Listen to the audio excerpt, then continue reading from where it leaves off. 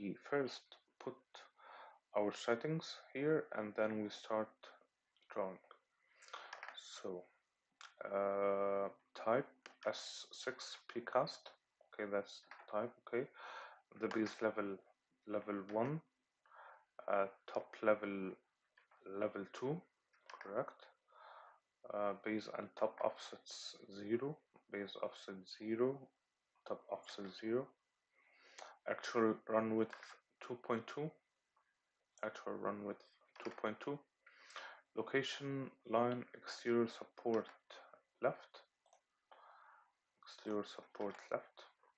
Thread depth 0.25, thread depth 0.25.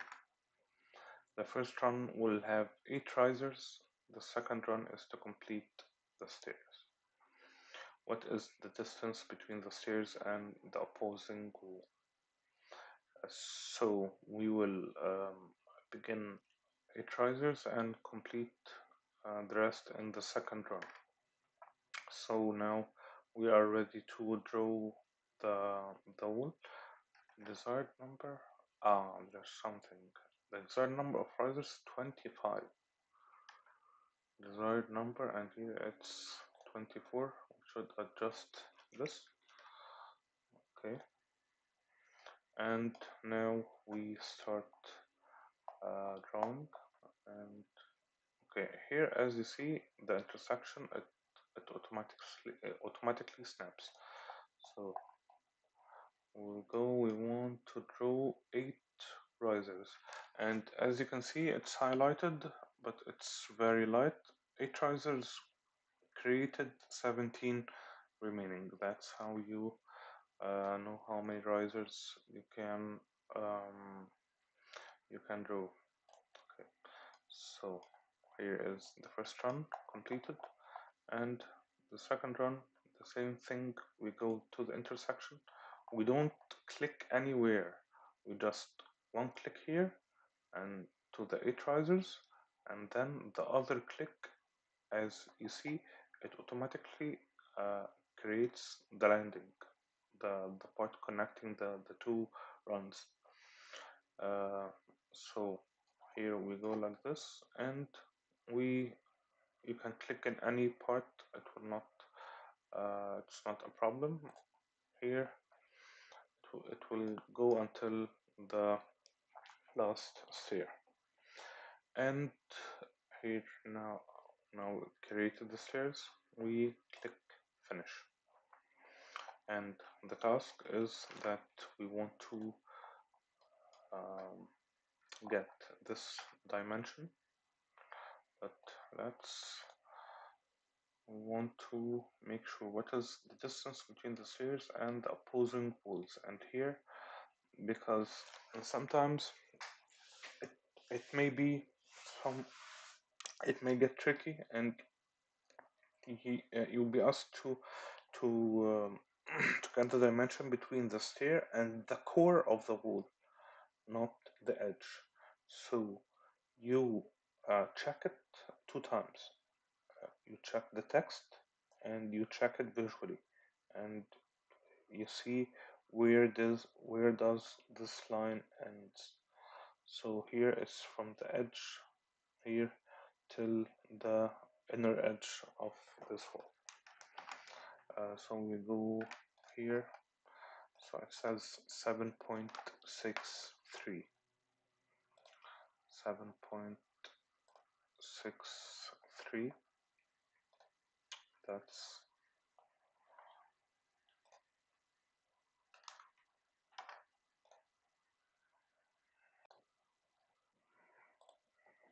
so here, question number 9, it says open Rails 1B Revit, activate level 1 floor plan view, create a rail using this dotted arc, and sketch the path using the following options. And what is the length of the railing? Here is this dotted line, so we will close this and we will open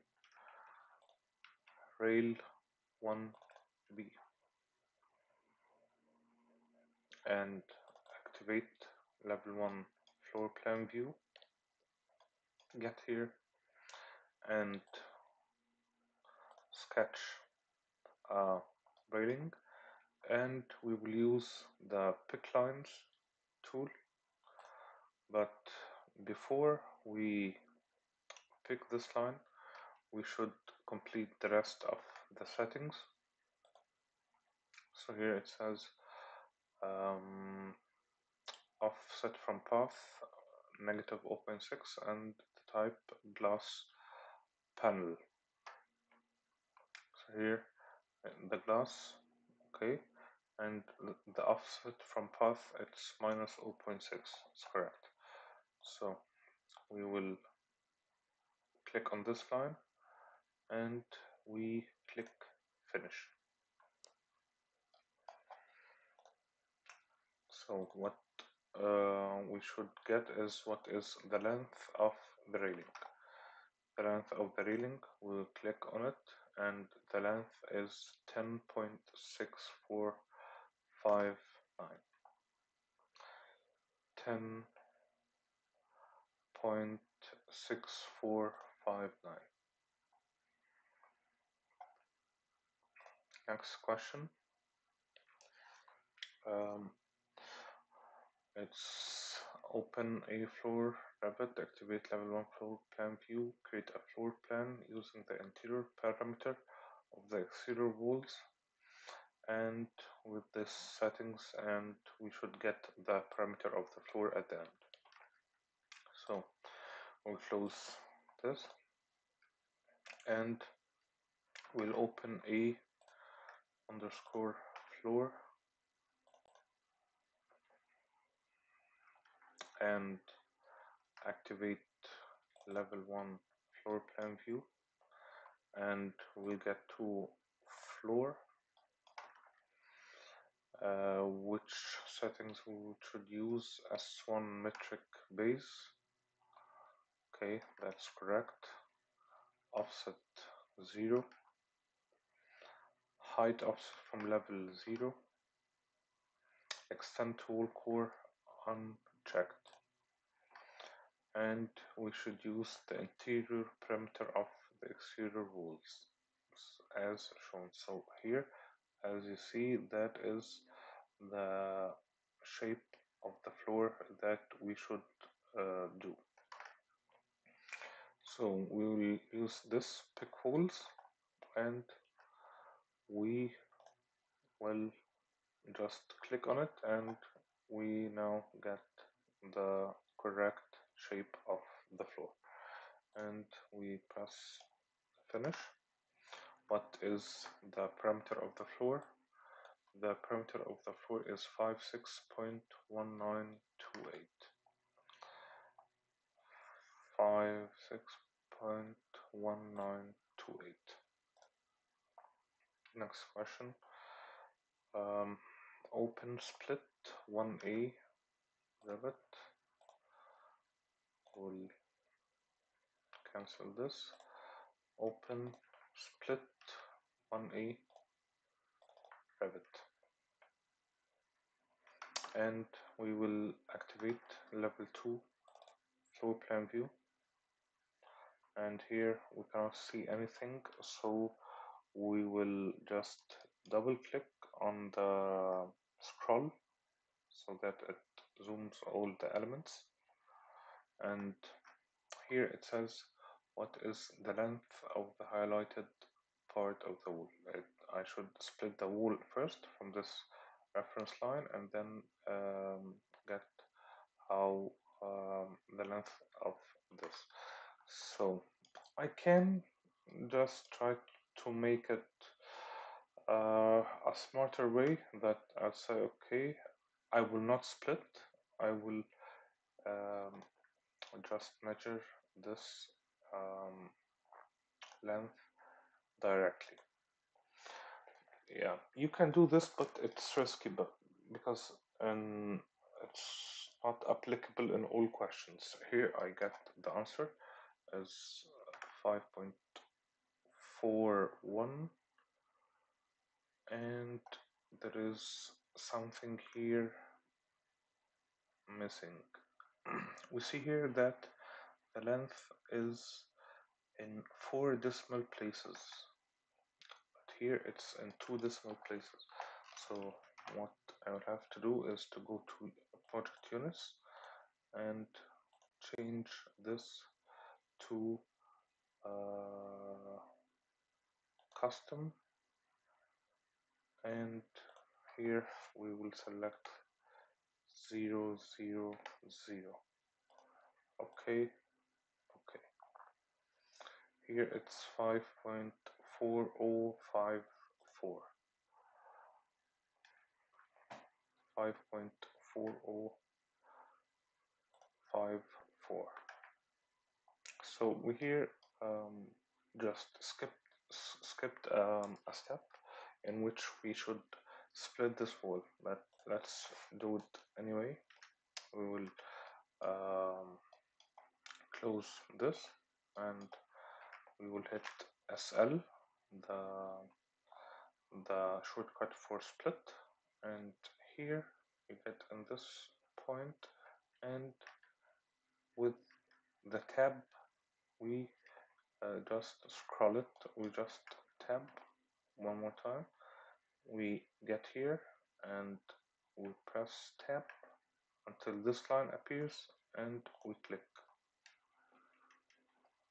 So now we have those two parts, and the length is here also 5.4054.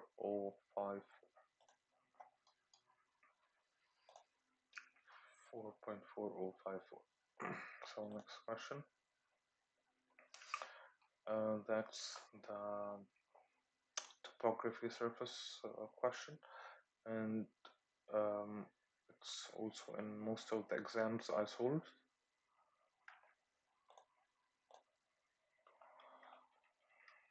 And close this, and we will open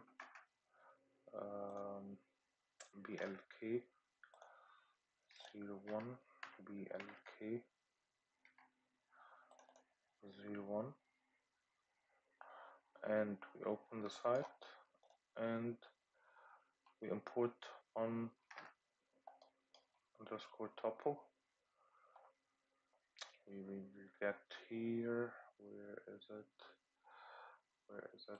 insert, and we will import CAD, and here you should take care, it's given to me with which settings should I import this CAD.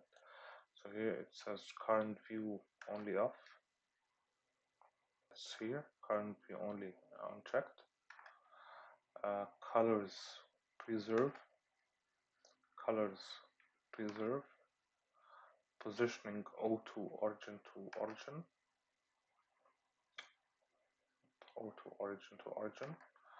and units auto detect. And yeah, I just use Alt Tab to cycle between the two views. I select the input instances to generate a topo surface and points, and we should use this layer when creating the topo surface. So we'll just click now open. Here is our imported CAD. We will go now to massing and site, and